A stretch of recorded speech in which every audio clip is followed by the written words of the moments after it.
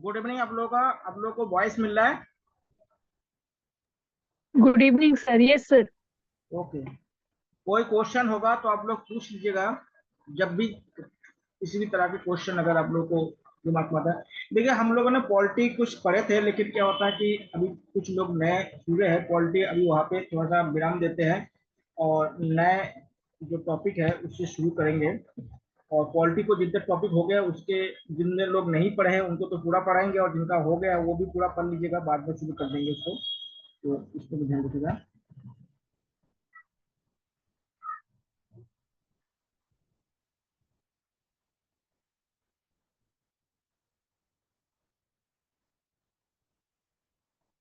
Okay.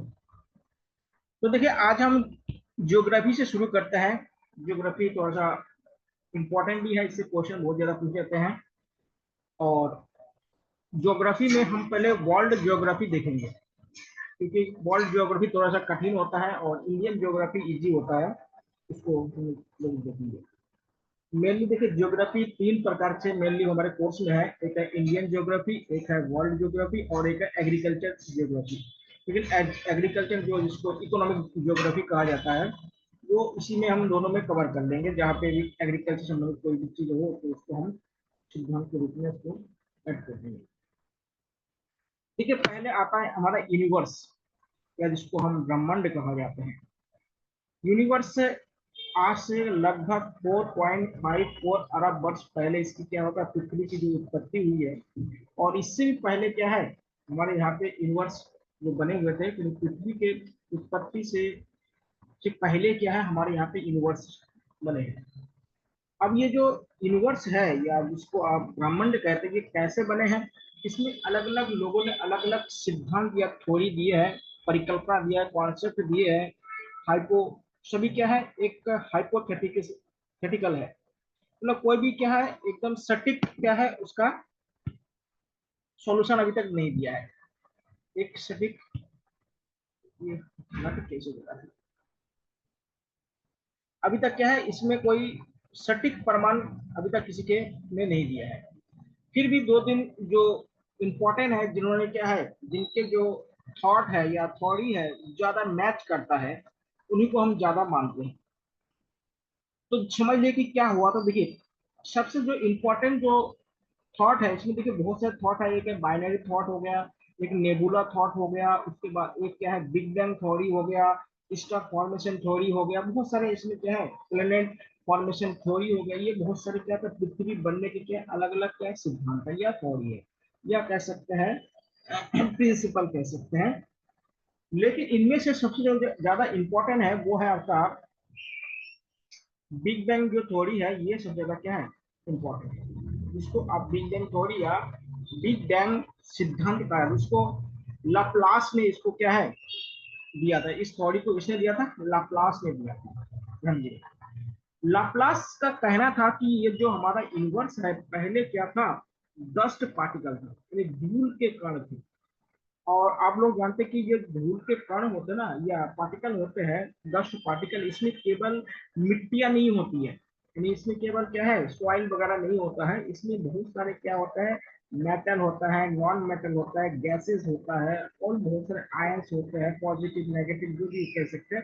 ये चीजों से बन के क्या होता है, धूल कण होते हैं, यानी डस्ट पार्टिकल होता है। तो जो बिग बैंग थ्योरी के अनुसार जो बात बताई गई है, इसमें बताया गया कि ये जो डस्ट पार्टिकल है, किसी कारण से क्या हुआ कि ये आपस में एक साथ जुड़ने लग गए, यानी उसके जो फॉर्मेशन क्या होने लगे, आपस में एक जगह उनका डांस होने लगा, यानी एक जगह इकट्ठा होने लगे। अब ये कोई भी चीज अगर आपस में एक जगह इकट्ठा होने लगेंगे, यानी कलेक्शन होने लगेंगे, तो वो जगह क्या होता है, ज्यादा डेंस हो जाएगा। डेंस मतलब ज्यादा घना हो जाएगा। आप जानते हो, जो जहाँ पे ज्यादा घना होता है, डेंस होता है ना, वहां पे क्या होता है, गर्मी पैदा होता है। उसमें क्या होता है, गर्मी या कहते हैं हीट उत्पन्न होता है। हीट उत्पन्न होता है, यानी हीट कह सकते हैं, हीट जनरेट होता है। ये जो हीट है, कैसे कैसे जनरेट होता है, पहले समझिए कि ये हीट बनता कैसे है। देखिए, ये जो पहले क्या था, हमारे जो डस्ट पार्टिकल था, ये क्या दूर दूर बिखरे हुए थे, दूर दूर बिखरे हुए थे। अब दूर दूर जब बिखरे हुए थे, तो इनके अंदर के जो फ्रिक्शन फोर्स था जिसको घर्षण बल कहा जाता है, वो क्या था, कम लग रहा था। अब जब ये दिन नजदीक नजदीक आ गया ना, तो इसके अंदर का जो घर्षण बल है, फ्रिक्शन फोर्स है, या कह सकते हैं इसका अंदर जो एक न्यूक्लियर फोर्स लगता है, या एक कह सकते इसको नाभिकीय बल कह सकते हैं, या इसका कह सकते हैं इसको एक एटॉमिक फोर्स जिसे कह सकते हैं, वो फोर्स के ऊपर जब नजदीक आया होगा तो ये क्या ज्यादा काम करने लगे, फ्रिक्शन का काम। अब काम करके देखिए, जब ये डेंस ज्यादा बन जाएगा ना, तो डेंस बनने पर यहाँ पे क्या जनरेट होगा, हीट जनरेट होगा। हीट यानी जिसको आप टेम्परेचर भी कह सकते हैं। जब हीट जनरेट होगा तो अब देखिए यहाँ पे क्या होगा, ये डेंसिटी ज्यादा हो गया इसका, इसका क्या होगा, डेंसिटी ज्यादा होगा। अब यहाँ पे डेंसिटी जब ज्यादा हो गया, हीट जनरेट हो गया, तो धीरे धीरे क्या होता है, यहाँ के जो पार्टिकल है उसमें क्या होता है, धीरे धीरे क्या आग लग जाएगा। आग मतलब कि ऊष्मा उत्पन्न होगा, हीट जनरेट होगा। और ये जब हीट ज्यादा होने लगेंगे, तो जब ये हीट बहुत ज्यादा हुआ होगा, तब इसमें क्या विस्फोट हो गया, ब्लास्ट हो गया, विस्फोट हो गया या ब्लास्ट हो गया। ब्लास्ट होने या इस विस्फोट या इस ब्लास्ट को ही क्या कहा जाता है, इस ब्लास्ट को ही बिग बैंग थ्योरी कहा जाता है। इस ब्लास्ट को ही क्या कहा जाता है, बिग बैंग थ्योरी कहा जाता है। तो ये इससे बना है, ब्लास्ट पार्टिकल से बना है। ये इकट्ठा हुआ, डेंसिटी बढ़ा, डेंसिटी बढ़ने पर यहाँ पे हीट जनरेट हुआ, और हीट जनरेट होने के बाद क्या हुआ, ये पूरा डस्ट पार्टिकल क्या हुआ, ब्लास्ट हो गया। और ब्लास्ट होने के बाद क्या बना, ब्लास्ट जब हुआ तो यहाँ पे बहुत सारे यूनिवर्स पार्टिकल बना या यूनिवर्स बॉडी बने, इसको कह सकते हैं कि जो भी आकाशीय पिंड जिसे कहते हैं, बहुत सारे क्या होता है, आकाशीय पिंड बना, या स्पेस में बहुत सारे क्या होता है, बॉडी बना। तो इससे क्या बना, आकाशीय पिंड बना या स्पेस बॉडी बना, आकाशीय पिंड या स्पेस बॉडी बना। और ये जो आकाशीय पिंड है या स्पेस जो बॉडी बना, इसी को हम क्या कहते हैं, इसी को क्या कहते हैं, अब सिंपल से भाषा में हम इसे बहुत सारे तारे का ग्रुप कह सकते हैं, बहुत सारे क्या कह सकते हैं, जो हमारे नक्षत्र वगैरह होते हैं, नेबुला वगैरह होता है, इसको कह सकते हैं। और हमारा जो पृथ्वी है, जिसको मेनली हम उसको कह सकते हैं गैलेक्सी बना, क्या बना, गैलेक्सी, समझ लीजिए। ये जो बिग बैंग थ्योरी के बाद जो आकाशीय पिंड बना, इस आकाशीय पिंड से क्या बना, हमारा गैलेक्सी बना। देखिए गैलेक्सी बना। अब देखिए गैलेक्सी जो बना ना, गैलेक्सी क्या होता है, इसमें बहुत सारे बॉडी इसमें समाये हुए हैं, बहुत सारे जो आकाशीय बॉडी है ये इसमें समाये हुए हैं। अब ये जो गैलेक्सी बना, गैलेक्सी देखिएगा इस तरह से गैलेक्सी बना। और गैलेक्सी जो बनने के बाद क्या था, इसमें बहुत सारे क्या है, आकाशीय बॉडी या आकाशीय पिंड इसमें बना। और इसमें ध्यान रहिएगा, ये जो गैलेक्सी है, इस गैलेक्सी में हर जगह पे क्या था, स्टार बनते गए। हर जगह पे क्या है, बहुत छोटे छोटे स्टार बनते गए। अब देखिए गैलेक्सी का जो ये बीज वाला पॉइंट है, यहाँ पे जो स्टार बने होंगे यानी तारे बने होंगे, इसको क्या कहेंगे, ओल्ड स्टार कहेंगे। और गैलेक्सी के सबसे लास्ट में जो तारे बने होंगे, इसको क्या कहेंगे, इसको यंग स्टार, यंग स्टार्स कहते हैं। और इसको, और बीच में जो है उसको उसके बीच का कहेंगे, ठीक है। तो यंग क्या होता है, एकदम लास्ट में बनते हैं। और क्या है, जो एकदम जो गैलेक्सी के अंदर यानी जो उसका मिडिल एकदम सेंटर में जो बने हैं, उसको ओल्ड स्टार कहा जाता है, उसको क्या कहते हैं, ओल्ड। और ये जो गैलेक्सीज है, इसमें क्या होता है, नए नए तारे रोज बनते हैं। और क्या होता है, हजारों तारे इसमें क्या होता है, ओल्ड होके इसका डिस्ट्रॉय भी हो जाता है। नए तारे का फॉर्मेशन भी होता है, और पुराना तारे क्या होता है, डिस्ट्रॉय हो जाता है। अब डिस्ट्रॉय कैसे होगा आपको बता देता हूँ। तो ध्यान रखिएगा, ये गैलेक्सीज में क्या है, स्टार है, तारे हैं, बहुत सारे तारे हैं। आप ये देखिए इस तारे में क्या होता है, क्योंकि अभी देखिए आपको पता है हीट पता है ना, हीट का मतलब होता है एनर्जी। तो हर जो हमारे स्टार होता है, उन स्टार के पास क्या है, ऊर्जा है, एनर्जी है। जैसे हमारा जो सन है, सन क्या है, एक प्रकार के स्टार है। सन क्या है, एक प्रकार के स्टार है। और सन के पास भी क्या है, एनर्जी है। अगर आपसे एक क्वेश्चन देखिए, एक क्वेश्चन पूछा गया है कि हमारे जो अर्थ है, अर्थ में एनर्जी का मेन सोर्स क्या है। हमारा पूरा जो अर्थ है, या हमारे कह सकते हैं सौर मंडल जो है या सोलर सिस्टम है, सोलर सिस्टम में एनर्जी का मेन सोर्स क्या है। तो हमारे सोलर सिस्टम में एनर्जी का मेन सोर्स क्या है, हमारे सन है या सूर्य है। क्योंकि इनके पास क्या है, एनर्जी है, और उन्हीं से क्या होता है, एनर्जी हमारे अलग अलग जो प्लेनेट है, अलग अलग जो बॉडी है, आकाशीय बॉडी है, उसके पास पहुंचता है। हाँ जी। तो ये क्या होगा, ये जो गैलेक्सीज है, इन गैलेक्सीज में क्या बनते हैं, तारे बनते हैं, समझिएगा। और आप देखिएगा आकाश में आपको बहुत सारे तारे दिखाई देते होंगे। आप क्या होता है, आकाश में जो तारे हैं ना, उसके रंग से उसके क्या था, उम्र के बारे में भी पता लगा सकते हैं। रंग के आधार पर भी क्या होता है, उसके उम्र के बारे में मालूम कर सकते हैं। देखिए जो तारे क्या होता है, सफेद हो जाता है, व्हाइट कलर के हो जाते हैं ना। व्हाइट कलर का मतलब होता है इस तारे में क्या होता है, एनर्जी बहुत ज्यादा है, हीट बहुत ज्यादा है।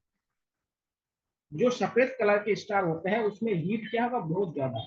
तो जब ज्यादा होगा तो वो तारे कैसे होंगे, यंग तारे होंगे, समझिएगा, यंग तारे होंगे, क्योंकि उसमें क्या हीट ज्यादा है। तो उसमें क्या, आप लोग अगर मोमबत्ती जब जलाते हैं ना, तो मोमबत्ती में भी क्या होता है, उसमें जो लो बनते हैं उसमें भी लेयर बनते हैं, 3 लेयर बनते हैं। जो बीच वाला लेयर होता है देखिए वो सफेद होता है, और जो एकदम बाहर वाला जो लेयर होता है वो क्या होता है, रेड टाइप के बनते हैं। तो जो तारे लाल दिखाई देता है वो क्या होता है, सबसे ओल्ड तारे हैं।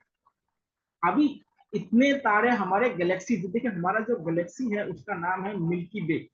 हमारे गैलेक्सी का जो, हमारे जो सन है ना, सन जिस गैलेक्सी में रहता है उसका नाम क्या है, मिल्की वे। तो ये जो मिल्की वे, जिसको दूध मेखला कहा जाता है, तो दूध मेखला या मिल्की वे जो गैलेक्सीज है, गैलेक्सी है, ये यहाँ पे क्या होता है, हमारे जो सन है, यानी जिसको स्टार कहते हैं, वो मौजूद है। तो इसमें ऐसे तारे अभी भी मौजूद है जो पृथ्वी से अभी तक क्या था, वहां तक पहुंच नहीं हुआ, हो पाया, कि हम लोगों ने उसे खोज नहीं पाया। इसमें ध्यान देखिएगा, ये जो डिस्टेंस खोजा जाता है ना, ये जो आकाशीय पिंड होता है, इसके लिए आप लोगों ने एक यूनिट का नाम सुना होगा, लाइट ईयर। इसको प्रकाश वर्ष कहा जाता है। तो प्रकाश वर्ष से क्या होता है, इसकी दूरियां नापी जाती है। प्रकाश वर्ष का मतलब होता है एक वर्ष में प्रकाश द्वारा चली गई दूरी, तो लाइट द्वारा जितनी डिस्टेंस कैरी करता है, उस कैरी को क्या कहा जाता है, उसको क्या कहा जाता है, उसको एक लाइट ईयर कहा जाता है। तो लाइट ईयर से क्या नाम है, देखिए लाइट ईयर, ईयर का मतलब इसमें क्या होता है, टाइम का यूनिट नहीं होता, बल्कि ये डिस्टेंस का यूनिट होता है, इसको ध्यान रखिए। तो स्टार क्या है, स्टार क्या होता है, एक प्रकार का ऐसा बॉडी है, आकाशीय बॉडी है, जिसमें क्या होता है, एनर्जी होता है। अब जानते हैं कि जो एनर्जी है ये बनते कैसे है, पहले इसको भी तो हम जान ले, इसको एक एक करके हम समझते हैं। देखिए जो तारे में जो एनर्जी होता है, आप लोग अगर थोड़ा बहुत साइंस पढ़े होंगे, सब लोग जानते हैं, जो हमारे जितने भी मेटल या जितने भी नॉन मेटल होते हैं, या जितने भी एलिमेंट होता है, एलिमेंट में क्या होता है, एलिमेंट में हमारे पास न्यूक्लियस होता है, इसको हम केंद्रक कहा जाता है। और न्यूक्लियस में बहुत सारे क्या होता है, पार्टिकल होते हैं। और न्यूक्लियस के माध्यम से क्या होता है, यहाँ पे दो प्रकार के क्या होते हैं, रिएक्शन होता है। एक को कहते हैं एटॉमिक रिएक्शन कहते हैं, और उसको आगे हम अगर उसको बढ़िया से देखें तो एक होता है न्यूक्लियर फ्यूजन होता है, और एक होता है न्यूक्लियर फिजन होता है, फ्यूजन और एक फिजन। तो एक होता है नाभिकीय विखंडन कहते हैं, और एक को कहते हैं नाभिकीय संलयन कहते हैं। तो देखिए हमारे जो सन है, या हमारे जो सूर्य है, इसमें जो एनर्जी का जो मेन सोर्स है, जिसमें क्या होता है, यहाँ पे न्यूक्लियर जो क्या होता है, न्यूक्लियर जो फ्यूजन है, इसके माध्यम से होता है, जिसको कहते हैं हम नाभिकीय संलयन कहा जाता है। नाभिकीय संलयन के माध्यम से क्या होता है, कि ये जो हमारे स्टार होता है, इसमें एनर्जी आता है। देखिए इस सिद्धांत को सबसे पहले किसने दिया था, इस सिद्धांत को दिया था हेंस नामक जो एक साइंटिस्ट थे, उन्होंने दिया। अगर आपसे पूछा जाए कि न्यूक्लियर फ्यूजन जो हमारे सन में जो एनर्जी का जो सोर्स है, उसको सबसे पहले किसने इस थ्योरी को दिया था, तो आप लोग बताइएगा। इस थ्योरी को दिया था सबसे पहले हेंस नामक साइंटिस्ट ने दिया। उन्होंने बोला था कि हमारे जो सन है, तो जो हमारे सन है, सन में लगभग 74% अभी भी क्या होता है, हाइड्रोजन, और 24% क्या है, यहाँ पे हीलियम है। तो ये देखिए, ये जो हाइड्रोजन के जो न्यूक्लियस है, वो किस में ट्रांसफर होता है, वो हीलियम के न्यूक्लियस में ट्रांसफर होता है। और इसमें एनर्जी कन्वर्ट होती है। जैसे कैसे देखिए, इस रिएक्शन को इन्होंने इस तरह से दिया था कि वो चार जो न्यूक्लियस है हाइड्रोजन के, जो चार न्यूक्लियस यानी फोर न्यूक्लियस आपस में जब मिलते हैं तो इसमें क्या होता है, हीलियम के जो नाभिक बनाते हैं और क्या होता है, एनर्जी को प्रोड्यूस करते हैं, एनर्जी प्रोड्यूस। लेकिन एक बात ध्यान देंगे, जो जो क्या कहते हैं, ये जो नाभिकीय संलयन है यानी न्यूक्लियर जो फ्यूजन है, इसके होने के लिए क्या होता है, हाई टेम्परेचर और हाई क्या होता है, प्रेशर की आवश्यकता होती है। यानी उच्च ताप और उच्च दाब की आवश्यकता होती है, उच्च ताप और उच्च ताप। एक बात देखिए, और एक बात आपको यहाँ पे बता देता हूँ। देखिए, आप लोग जानते हैं जो एटॉमिक बम होता है, जिसको आप लोग कहते हैं परमाणु बम कहते हैं, वो क्या होता है, न्यूक्लियर फ्यूजन पर काम करते हैं। फ्यूजन पर नहीं, फ्यूजन मतलब नाभिक के विखंडन पर काम करते हैं। और जो हमारे पास जो हाइड्रोजन बम होता है, जो हाइड्रोजन बम होता है वो क्या होता है, न्यूक्लियर फ्यूजन पर काम करता है, नाभिकीय संलयन पर काम करता है। इसलिए अगर आपसे पूछा जाए कि एटॉमिक बम ज्यादा खतरनाक होता है या हाइड्रोजन बम ज्यादा खतरनाक होता है, तो आप हमेशा बोलिए कि जो हाइड्रोजन बम होता है वो ज्यादा खतरनाक होता है। क्योंकि हाइड्रोजन बम को ब्लास्ट करने के लिए पहले एटॉमिक बम को वहां पे ब्लास्ट करके क्या था, हाई टेम्परेचर और हाई प्रेशर क्रिएट करना पड़ेगा, तभी जाके वहां पे हाइड्रोजन बम क्या होगा, ब्लास्ट हो सकता है। देखिए, अभी तक पूरी दुनिया में किसी देश पर हाइड्रोजन बम का क्या होता है, इस्तेमाल नहीं किया गया है। लेकिन न्यूक्लियर बम का इस्तेमाल आप लोग जानते हैं जापान पर किया गया था, जो नागासाकी और हिरोशिमा में किया गया था, जो जानते हैं 6 अगस्त और 9 अगस्त को किया गया था 1945 में। वो आपको आगे वाले चैप्टर में बताऊंगा जब हम साइंस पढ़ेंगे। तो यहाँ पे समझ लीजिएगा, हमारे सन में जो एनर्जी बनता है वहां पे क्या था, न्यूक्लियर फ्यूजन होता है, जिसको नाभिकीय संलयन कहा जाता है। इस सिद्धांत को किसने दिया था, हैंस नामक वैज्ञानिक ने दिया था। किसने दिया था, हैंस नामक वैज्ञानिक ने दिया था। इसको याद रखिए। और देखिए, जब तक क्या होता है हमारे सन में ये हाइड्रोजन होगा, ये 74% जो हाइड्रोजन है, जब तक ये हाइड्रोजन हमारे सन में होगा यानी सूर्य में होगा, तब तक सन से हमें एनर्जी मिलेगा। जिस दिन यह हाइड्रोजन समाप्त हो जाएगा, उस दिन क्या होता है, हमारे सन से हाइड्रोजन मतलब एनर्जी मिलना बंद हो जाएगा। उस दिन सोलर सिस्टम कोलैप्स हो जाएगा यानी खत्म हो जाएगा, समझ लीजिएगा। जिस दिन सूर्य के अंदर हाइड्रोजन जो गैसेज है वो जिस दिन खत्म हो जाएगा, समझ लीजिएगा हमारा पूरा सोलर सिस्टम क्या था, कोलैप्स हो जाएगा। और वो बहुत दूर है, लगभग क्या होता है, इस खत्म होने में लगभग 5 करोड़ साल चाहिए। 5 करोड़ साल बहुत होगा। 5 करोड़ साल बने बाद यानी 5 करोड़ यार के आफ्टर हमारा सन क्या होगा, डेथ हो जाएगा। हमारा सन क्या हो जाएगा, मृत्यु को प्राप्त कर लेगा, नहीं उनके अंदर क्या होगा, एनर्जी नहीं रहेगा। इसको ध्यान रखिए। तो सन का आयु अब से क्या है, 5 करोड़ वर्ष और है, इसको ध्यान रखिएगा। उसके बाद क्या होगा, ये 74% क्या है, हाइड्रोजन सब हीलियम में कन्वर्ट हो जाएगा। उसके बाद सूर्य का डेथ हो जाएगा। इसी प्रकार से क्या होता है, अब देखिएगा, ये जो सूर्य है, ये यहाँ से क्या होता है, एनर्जी हमारे पृथ्वी पे पहुंचता है। मान लेते हैं ये सन है, देखिए सारे छोटे छोटे चीज को याद रखिएगा। ये हमारा सन है और यहाँ से क्या होता है, हमें एनर्जी क्या मिलता है, अर्थ को मिलता है। अब देखिए, यहाँ से हमें एनर्जी यहाँ पर पहुंचने में लगभग 8 मिनट 20 सेकेंड का टाइम लगता है, समझिएगा। 8 मिनट 20 सेकेंड लगभग, कहीं कहीं 16 होता है, कहीं कहीं 20 लिखा रहता है, लगभग 20 या 16 कैलकुलेशन की जाती है। इतना टाइम लगता है यानी सन से सूर्य तक एनर्जी पहुंचने में। और ये जो पहुंचते हैं, अब जानता है कि हमारे जो सन में का जो लाइट है उसका स्पीड कितना होता है, 3 × 10⁻⁸मीटर पर सेकेंड। ये क्या होता है, स्पीड होता है हमारे, क्या होता है जो लाइट की स्पीड है, इसे क्या कहते हैं, लाइट की स्पीड है। दूसरी बात, एक बात और समझ लीजिएगा, सन से अर्थ में जो एनर्जी पहुंचती है, सन में जितना एनर्जी बनता है, जितना एनर्जी यहाँ पे बनता है, उसका 2 अरबा भाग हमारे यहाँ पे पहुंचता है।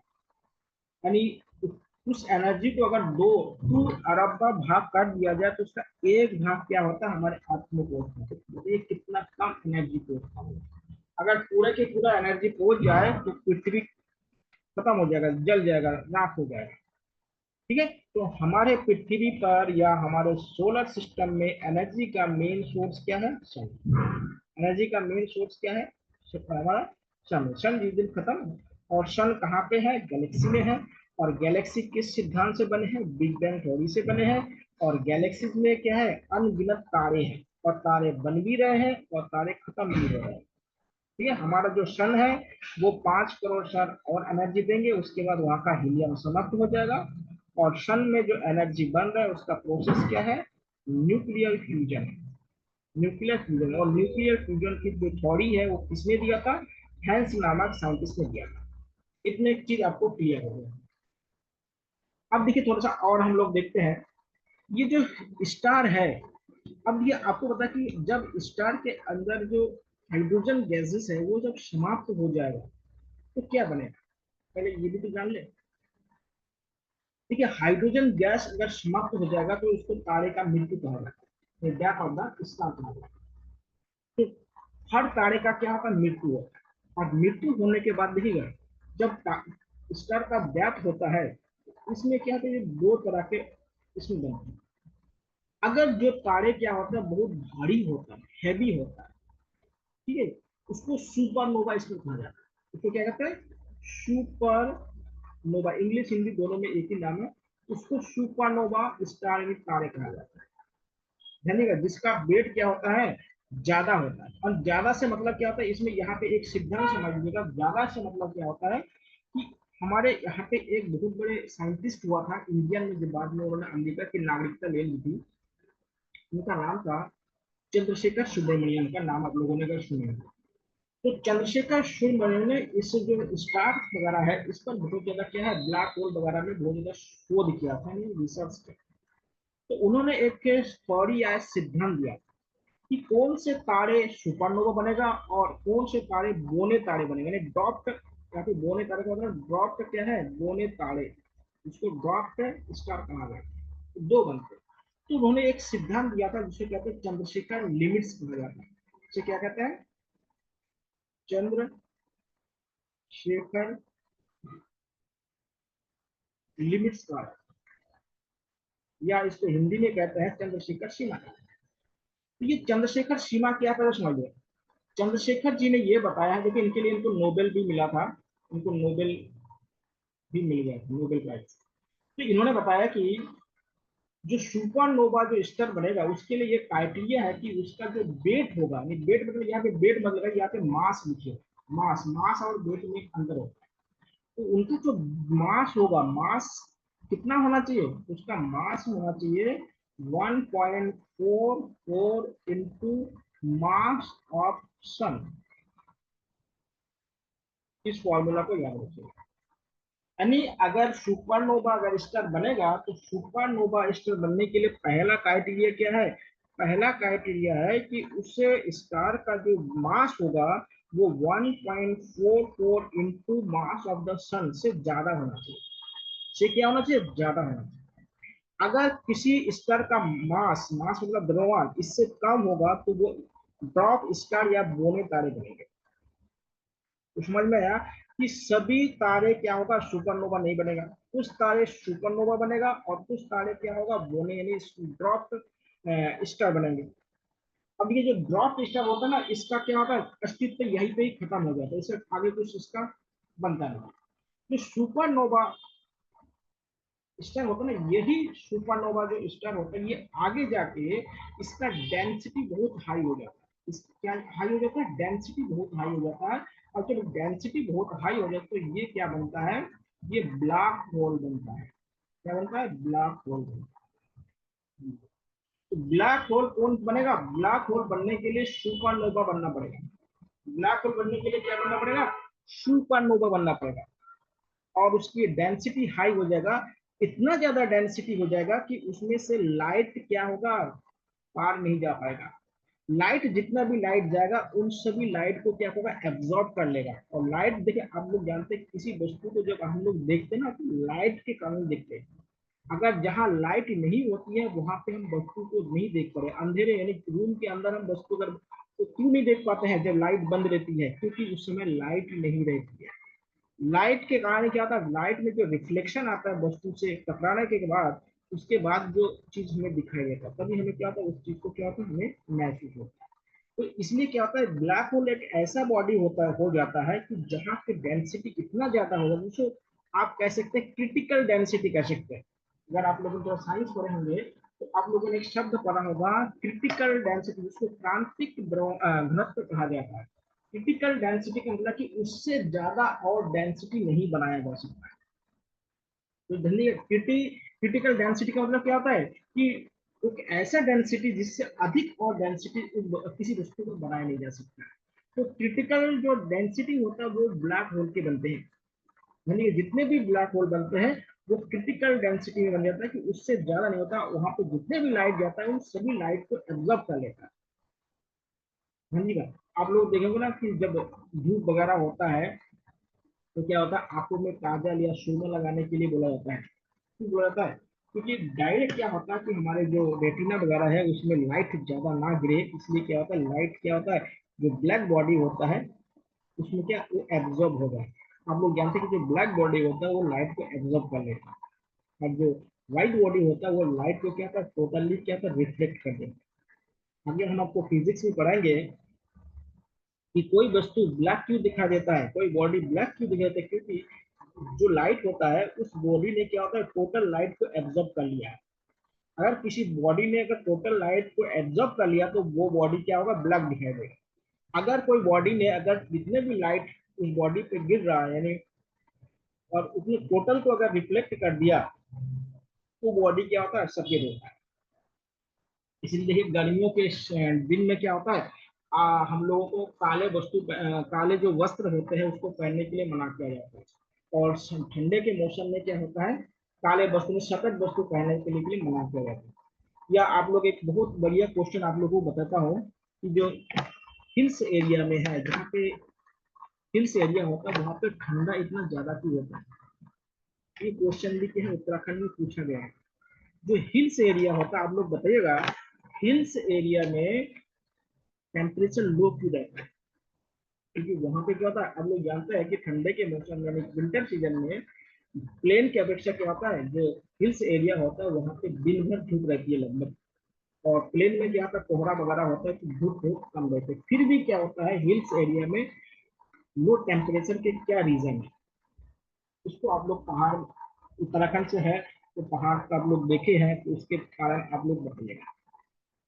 तो आप लोग को समझ में आ गया कि ब्लैक होल कौन सा स्टार बनेगा। सुपरनोवा जो तारे होंगे वही ब्लैक होल बनेंगे, और जो ड्रॉप्ड स्टार होंगे वो नहीं बनेंगे। और सुपरनोवा बनने का क्या प्रोसेस है, चंद्रशेखर लिमिट्स आपको जानना पड़ेगा। चंद्रशेखर लिमिट का मतलब होता है mass of the sun into 1.44 होना चाहिए। अब एक सवाल आता है, क्या हमारा सन ब्लैक होल बनेगा। आप लगाएंगे नहीं, क्योंकि सन का मास क्या है से 1.44 और ज्यादा होने से हमारा सन भी ब्लैक होल नहीं बनेगा। इसको भी ध्यान रखिएगा, बहुत इंपॉर्टेंट चीज है, इसको नोट कर लीजिएगा। हमारा जो सन है, सूर्य है, वो भी ब्लैक होल नहीं बनेगा।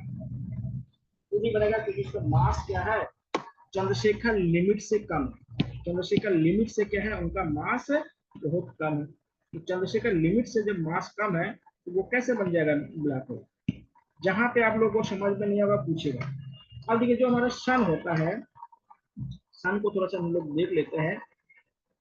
सन मान लेते हैं ये हमारा सन। सन में देखिए आपको पता है कि यहाँ पे हीलियम है, और यहाँ पे क्या है आपका हाइड्रोजन। देखिए केवल हीलियम और हाइड्रोजन ही नहीं है, और भी बहुत सारे गैसेस हैं। ये ज्यादा मात्रा में है इसलिए आपको इनके बारे में बता, ये मत सोचिएगा केवल इसमें हीलियम और हाइड्रोजन ही है, ऐसे नहीं है। और भी बहुत सारे गैसेस है, इसको ध्यान दीजिए। अब ये जो इनके अंदर वाला जो भाग है ना, इसको इसको क्या होता है, सन के कोर कहा जाता है। तो क्या कहते हैं, सन के कोर। और सन की जो कोर का जो टेम्परेचर होता है वो होता है 10⁻⁷ होता है। इसको 10⁻⁷ होता है, जो कोर कहा जाता है। इसमें क्या होता है, सबसे ज्यादा क्या होता है, न्यूक्लियर फ्यूजन होता है। इसको ध्यान दीजिए। और ये सन के जो बाहरी भाग आप लोग को दिख रहा है ना, ये जो भाग दिख रहा है इसको क्या कहते हैं, कोरोना कहा जाता है, कोरोना का। और इसका जो टेम्परेचर होता है ये होता है 6000 डिग्री सेल्सियस, यानी 6000 डिग्री सेल्सियस इसका टेम्परेचर। ठीक है। और अभी आप लोगों ने एक नए, देखिए आपके करंट अफेयर से भी क्वेश्चन पूछेंगे, तो अभी आप लोगों ने सुना होगा भारत सरकार ने एक परियोजना शुरू किया है, इसका नाम है आदित्य L1 मिशन है। आदित्य L1 मिशन शुरू किया है। ठीक है। आदित्य L1 मिशन क्या करता है कि जो हमारा ये कोरोना है, कोरोना मतलब ये जो कोरोना है ना, जो क्या कहते हैं, कोरोना वायरस का भी नाम इसी से रखा गया, ये जो कोरोना है, जो बाहरी भाग है ना, यहाँ से क्या होता है, बहुत सारे क्या होता है अल्ट्रा वायलेट्स क्या होता है रेजेस निकलते हैं। जो अल्ट्रा वायलेट रेजेस होता है, आप लोगों ने सबसे बढ़िया आप लोग देखे होंगे, जब क्या होता है सूर्य ग्रहण होता है, सूर्य ग्रहण देखे होंगे आप लोगों ने, 21 मार्च 2000 नहीं, 21 मार्च ये नहीं होगा, 2021 को हुआ था। 2021 को बहुत बड़ा सूर्य ग्रहण भारत में दिखाई दिया था। तो जब सूर्य ग्रहण होता है ना, तो केवल सूर्य के कोरोना ही हमें दिखाई देता है। ध्यान देखिएगा, आप लोग बोलते हैं कि सूर्य ग्रहण जब होता है तो हमारे आंखों से सूर्य को क्यों नहीं देखना होता, उसको भी थोड़ा जान लीजिए। इसलिए नहीं देखना होता क्योंकि ये जो कोरोना होता है, यहाँ से अल्ट्रा वायलेट रेजेस निकलते हैं, इसको पराबैंगनी किरणें कहा जाता है। तो पराबैंगनी किरणें निकलती है, तो जब क्या होता है सूर्य ग्रहण होता है, तब क्या होता है हमारे सूर्य क्या होता है, चंद्रमा के कारण क्या होता है हमें दिखाई नहीं देता है। जब दिखाई नहीं देता है तो सूर्य का जो कोरोना वाला पार्ट है ना, वही हमें दिखाई देता है। और वहां से क्या निकल रहा है, अल्ट्रा वायलेट रेज निकल, इसलिए बोलते हैं आंखों से मत देखिए। इसलिए बोलते हैं क्या रहता है, आंखों से नहीं देखने के लिए बोला जाता है। तो अभी जो आदित्य L1 मिशन जो हमें शुरू किया गया, इनका मेन मकसद क्या है कि जो अल्ट्रा वायलेट रेजेस निकलता है, इसको, इसके जो हानिकारक प्रभाव होता है, उसको कैसे कम किया जाए।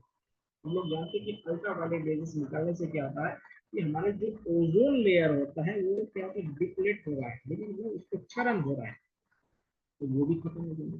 दूसरी बात क्या होता है, ये जो अल्ट्रा वायलेट रेजेस जो निकलते हैं ना, ये अगर बहुत ज्यादा मात्रा में निकलना शुरू कर देंगे तो इससे क्या होगा, हमारे यहाँ पे जो एनिमल्स वगैरह है उसमें क्या होगा, कैंसर होना शुरू हो जाएगा, क्योंकि इसमें क्या अल्ट्रा वायलेट रेजेस है, तो कैंसर बहुत तेजी से होगा।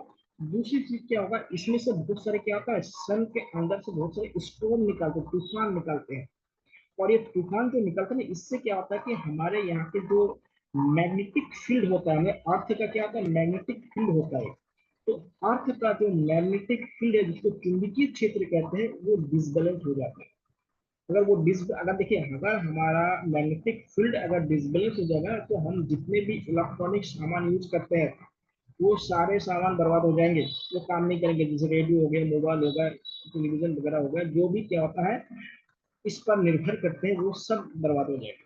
क्योंकि हमारा साउथ पोल और नॉर्थ पोल में क्या होता है, एक दो मैग्नेटिक पोल होता है, वो जो साउथ पोल और नॉर्थ पोल के अलावा भी होता है, तो मैग्नेटिक फील्ड होता है।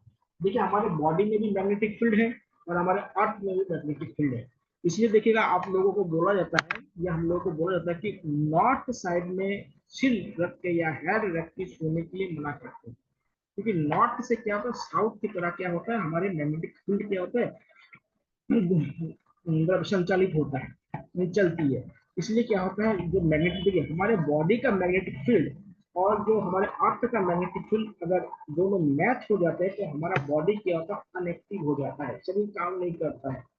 तो क्या होगा, अगर मान लेते हैं कि हम अगर हमारे जितने भी मैग्नेटिक फील्ड है जो अलग अलग डिवाइस के, और हमारे अर्थ का मैग्नेटिक फील्ड अगर दोनों एक जैसा हो जाएगा, तो जितने भी डिवाइस है वो सब समाप्त हो जाएगा, वो काम करना बंद कर देगा। तो समझिए, आदित्य L1 मिशन क्यों भेजा गया, कि ये अल्ट्रा वायलेट रेजेस को अध्ययन करने के लिए, और जो मैग्नेटिक फील्ड को डिस्टर्ब करने के लिए जो यहाँ पे बहुत से तूफान उत्पन्न होते हैं, उन तूफानों का अध्ययन करने के लिए क्या भारत सरकार द्वारा आदित्य L1 मिशन को क्या होता है लॉन्च किया गया है। ठीक है, इतना आप लोग समझ गए। तो ये हो गया आपके स्टार के बारे में। अब देखिएगा, हमारे जो स्टार है वो हमारे जो सोलर सिस्टम है उसके मुखिया है। अगर आपसे पूछा जाए हमारा जो सोलर सिस्टम है उसके मुखिया कौन है, तो हमारे सोलर सिस्टम के जो मुखिया है वो है हमारा सन। सन क्या है, बीच में है और उसके चारों ओर बहुत सारे क्या होता है हमारे जो प्लेनेट वगैरह है, वो इसमें बहुत सारी चीज है, इसको पढ़ लीजिएगा, जो चीज नहीं समझ में आएगा उसको आप लोग फिर से डिस्कस कर लेंगे जिसको नहीं समझेंगे। अब देखिए सौर मंडल की बात करते हैं, सोलर सिस्टम की बात करते हैं। सोलर सिस्टम में देखिए बहुत सारी चीज क्या होता है सोलर सिस्टम में हमें देखना होता है। सन के चारों ओर जितने भी आकाशीय पिंड है जो सन से एनर्जी लेता है उसको क्या होता है, उन सभी बॉडीज को मिला के क्या बनाता है सोलर सिस्टम। क्योंकि आपको पता है कि सोलर सिस्टम का में एनर्जी का मेन सोर्स क्या है, सोलर सिस्टम में एनर्जी का मेन सोर्स होता है हमारे सन। तो सन में देखिए सबसे पहले क्या होता है, बीच में मान लेते हैं हमारा क्या होता है, बड़ा सा सन, ये सन, और इसके चारों ओर क्या है बहुत सारे और भी क्या है बॉडी होंगे। अब कौन कौन से बॉडी होंगे उसको भी देखें। ठीक है, सन के चारों जो रोटेट करने वाले जो बॉडी होंगे उसको हम क्या कहेंगे, प्लेनेट कहेंगे। और प्लेनेट के चारों ओर जो बॉडी हमारा मूवमेंट करेंगे, प्लेनेट के चारों ओर जो बॉडी मूवमेंट करेंगे, ये प्लेनेट है, इसके चारों ओर जो बॉडी मूवमेंट करेंगे उसको हम क्या कहेंगे, सैटेलाइट कहेंगे। उनको हम क्या कहेंगे, सैटेलाइट। उनको क्या है, सैटेलाइट। अब मान लेते हैं जो दो प्लेनेट के बीच में भी बहुत सारे बॉडीज पाए जाएंगे। देखिए एक प्लेनेट तो ये हो गया और इसके अतिरिक्त भी बहुत सारे प्लेनेट ऐसे होंगे। तो यहाँ पे जो प्लेनेट होगा ना, तो दो प्लेनेट के बीच में जो बॉडी पाए जाएंगे, यहाँ पे ऐसे जो बॉडी होंगे उसको एस्ट्रॉइड कहते हैं। उसको क्या कहते हैं, एस्ट्रॉइड कहते हैं, क्षुद्र ग्रह का विषय। और इनके बीच में और भी बहुत सारे क्या होता है, इनके बीच में देखिए दो के बीच में और इसके और भी जो बीच में जो होते हैं, इनके बीच में अगर जो और भी बहुत सारे क्या होता है हमारे यहाँ पे बॉडी होता है, जिसमें क्या क्या होता है समझ लीजिएगा। तो मान लेते हैं इसमें और भी बहुत बहुत सारे बॉडी है जिनके क्या होता है, जो रोटेशन जो फील्ड है वो अलग अलग है। तो इनको क्या कहते हैं, कॉमेट्स कहा जाता है, जिसको आप उल्का पिंड कहते हैं या उल्का कहते हैं, उल्का पिंड जिसे कहते हैं कॉमेट्स। ये कॉमेट्स या उल्कापिंड बहुत सारी चीजें होती है। तो ये बहुत सारी चीज मिलकर क्या होता है, सोलर सिस्टम बनता है, सौर मंडल या सोलर सिस्टम बनता है। तो उसके सेंटर में कौन है, सन है।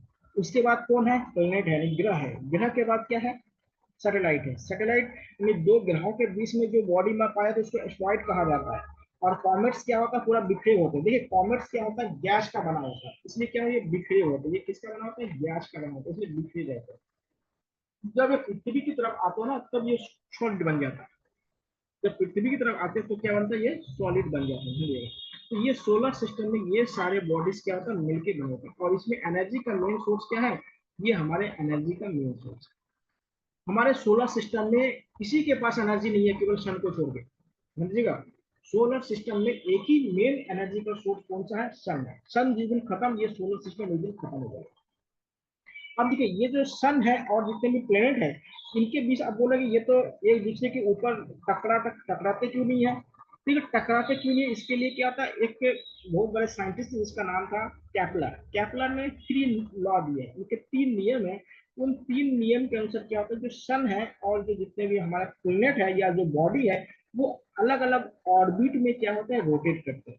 अलग अलग क्या होता है, ऑर्बिट में क्या करते हैं, रोटेट करते हैं। इसलिए क्या होता है, ये ओवरलैप नहीं करता अपने जो ऑर्बिट है, उस ऑर्बिट यानी जिसको कक्षा कहा जाता है, उस कक्षा का ओवरलैप नहीं करते हैं। इसलिए एक दूसरे से क्या नहीं होते, टकराते नहीं है। लेकिन क्या होता है, अगर मान लीजिए किसी कारण से क्या होता है, ग्रेविटी या किसी कारण से ये जो उनका जो रूट है या उनका जो कक्षा या जो ऑर्बिट है, अगर वो डिसबैलेंस हो जाएंगे तो ये आपस में टकरा जाएगा। और टकराने के बाद क्या